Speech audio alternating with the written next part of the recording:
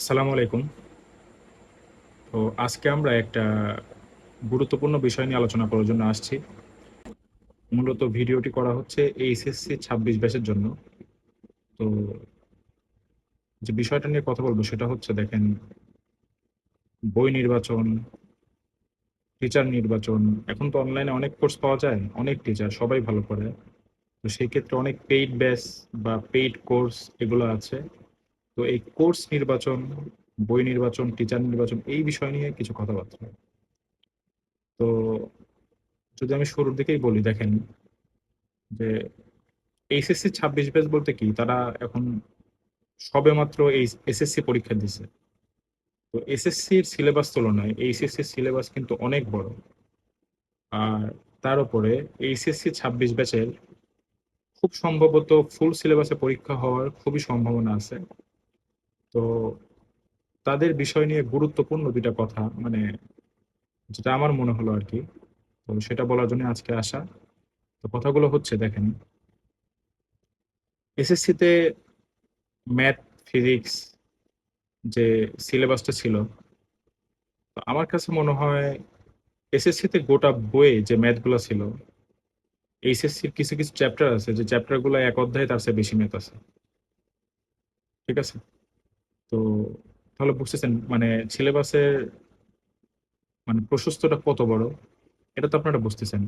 তো এই বিষয় নিয়ে যে কথাটা আমি বলতে চাচ্ছি আসলে মূলত, তো আপনাদের টিচার সিলেকশন বা কোর্স সিলেকশন কেন ভালো হওয়া উচিত এবং কেন একটু ভেবে চিন্তে নেওয়া উচিত, কেন বলতেছি দেখেন, আপনারা যখন এসএসসি তে পড়তেন কোনো কোচিং বা কোনো ভাই, বিভিন্ন জন কিন্তু বিভিন্ন এলাকায় পড়ে বেশিরভাগ এসএসসি। এখন ঢাকার স্টুডেন্ট কিন্তু বেশি থাকে না, বিশেষ করে বিভাগীয় শহরে খুব কম স্টুডেন্ট। এসএসসি তে সবাই চেষ্টা করে নিজ এলাকায় পড়াশোনা করতে। তো সেখানে কিন্তু সেরকম ভালো টিচার, ঢাকাতে যেমন বুয়েটের ভাইয়ারা অ্যাডভান্স টিচার এগুলো কিন্তু পাওয়া যায় না। তাই সবাই এলাকার টিচারের কাছে পড়তে যায়। কিন্তু সেইখানে বিষয়টা হয় কি দেখেন, তারা কিন্তু খুবই যত্ন সহকারে হাতে ধরে ধরে পড়ায়।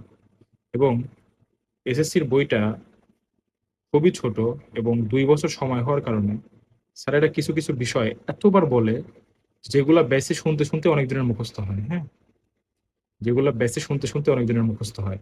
কিন্তু আপনি এইচএসসির যদি চিন্তা করেন, দেখেন আপনি এইচএসসির ফিজিক্স প্রথম পত্র বইয়ের যদি চিন্তা করেন, এখন যে বইগুলো চলতেছে তো অলমোস্ট ধরতে গেলে বইয়ের পেজ ধরেন ৭০০ বা ৭০০ প্লাস, ২ পত্রের ১৪০০ পেজ, যেটা ধরেন এসএসসির ফিজিক্স বইয়ের তুলনায় অনেক বেশি, অনেক বেশি। তো এইখানে একটা যে বিষয়টি নিয়ে কথা বলার আমার মানে আমি বলতে চাচ্ছি, সেটা হচ্ছে দেখেন যে আপনি যদি ঠিকভাবে বই সিলেক্ট না করেন বা ঠিকভাবে আপনার টিচার বা কোর্স সিলেক্ট না করেন, তাহলে কি সমস্যা হবে আপনার বলবেন। ধরেন আপনি খুব আপনার মনে ইচ্ছা যে না আমি একদম শুরু থেকে অনেক ভালো করে পড়াশোনা করব, কিন্তু আপনি হুট করে একটা ডিসিশন নিলেন বা খুব অ্যাগ্রেসিভলি একটা ডিসিশন নিলেন যে আমি এই কোর্সটা নিলাম। ঠিক আছে, কিন্তু পর্যায়ে দেখলেন যে আপনি বুঝতেছেন না, পর্যায়ে দেখলেন আপনি বুঝতেছেন না, বা আপনার কাছে মনে হলো যে এটার চাইতে এটা বেটার, বা এই টিচারের চাইতে এই টিচারটা ভালো। তো এই কারণে আমি একটা জিনিস বলছি, ধরেন আপনি এটা করলেন, ধরেন আপনি ৬ মাস পড়লেন, ৬ মাস পড়তে পড়তে আপনার কি হলো, ভালো লাগলো না, তো আপনি আবার আরেকটা টিচারের কাছে গেলেন, আরেকটা টিচারের কাছে গেলেন, সে আবার নতুন করে নতুন পড়াশোনা শুরু করালো, নতুন কন্টেন্ট নতুন লেকচার দিচ্ছে, সেই জিনিসটা কি হলো, এই যে আপনি ৬ মাস একটা টিচারের কাছে পড়ছেন একরকম ভাষা ভঙ্গি বোঝানোর স্টাইল, আবার ৬ মাস পরে অন্য একটা টিচারের কাছে যাচ্ছেন, তার ভঙ্গি কিন্তু একরকম না, স্টাইলও একরকম না।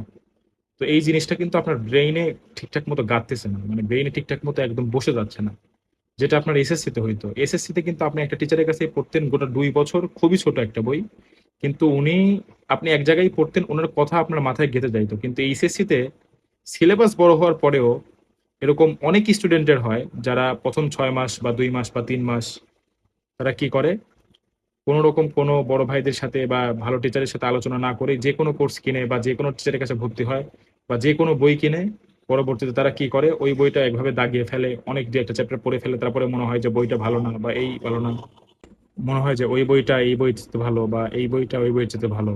তো সেই ক্ষেত্রে কি করে আবার বই চেঞ্জ করা।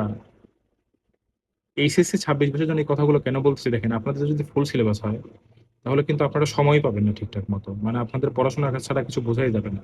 আসলে এইচএসসি কিন্তু ফুল সিলেবাস খুব ভয়ঙ্কর সিলেবাস। এটা যারা ফুল সিলেবাস বিগত সালে পড়ছে তারাই জানে শুধু। তো আপনারা এই বই সিলেকশন, টিচার সিলেকশনের ক্ষেত্রে এই জিনিসটা খুবই কেয়ারফুলি হ্যান্ডেল করবেন। বড় ভাইদের সাথে বসেন, আরো 10 দিন সময় নেন, কিন্তু বিষয়টা খুবই ধৈর্য সহকারে বসে ভালো একটা ডিসিশন নেন। এবং আরো একটা কথা, যদি ধরেন কারো কাছে মনে হয় বা কেউ ভুলবশত একটা টিচারের কাছে ভর্তি হয়েছেন, ভাই পড়ায় কিন্তু সবাই ভালো, কারো ভঙ্গি একটু একরকম, কারো ভঙ্গি একটু আলাদা।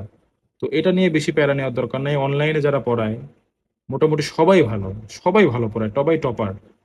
তো আপনি একটা কাজ করবেন কি, যদি আপনার কাছে 10-20 মনে হয়, আপনি এটা কি করবেন, সবার কথায় কান দিবেন না। আপনি কান না দিয়ে স্থির থেকে ধৈর্য সহকারে একটা কন্টেন্টই ভালোভাবে পড়ার চেষ্টা করবেন ভাই।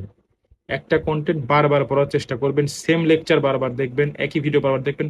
আপনার ওয়ান শট দেখার দরকার নাই তো। এই যে এইচএসসি পরীক্ষার আগে, এইচএসসি 24 বিভিন্ন টিচার ওয়ান শট ছাড়তেছে। আপনার ভাই ওই ওয়ান শট দেখার দরকার নাই তো, বোকার মতো কেন কাজ করেন? আপনি যে টিচারের কাছে পড়ছেন, যে লেকচারটা পড়ছেন, ওই লেকচারটা 2x স্পিডে দেখেন না?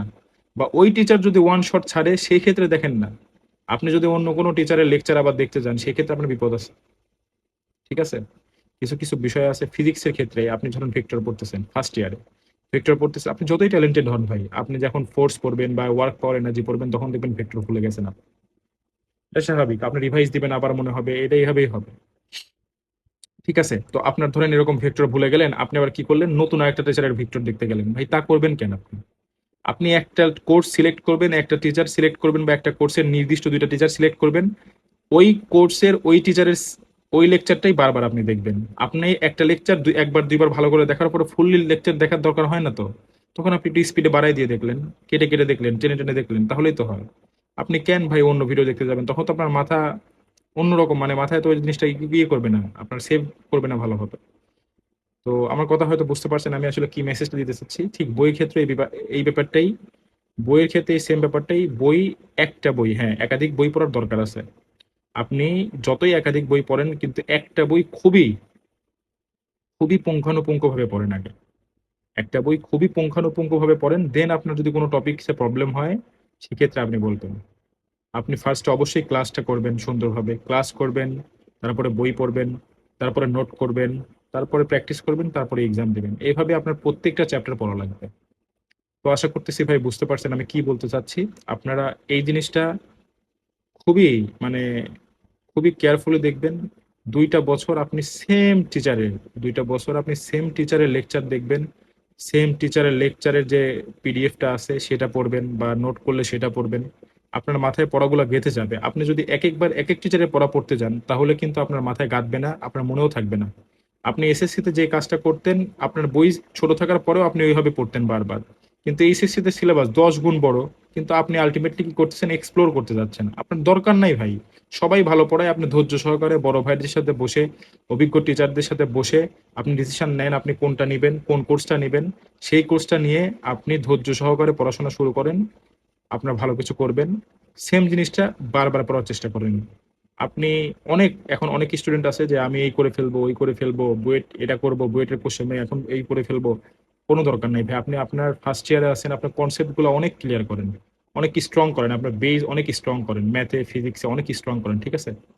তো আশা করতেছি আপনারা বুঝতে পারছেন কি নিয়ে কথা বলতে চাচ্ছি, বা কি বিষয়টা নিয়ে কথা বলতে চাচ্ছিলাম। তো আজকের মতো এই পর্যন্তই। যদি ভিডিওটি ভালো লাগে আমার জন্য দোয়া করবেন। আসসালামু আলাইকুম।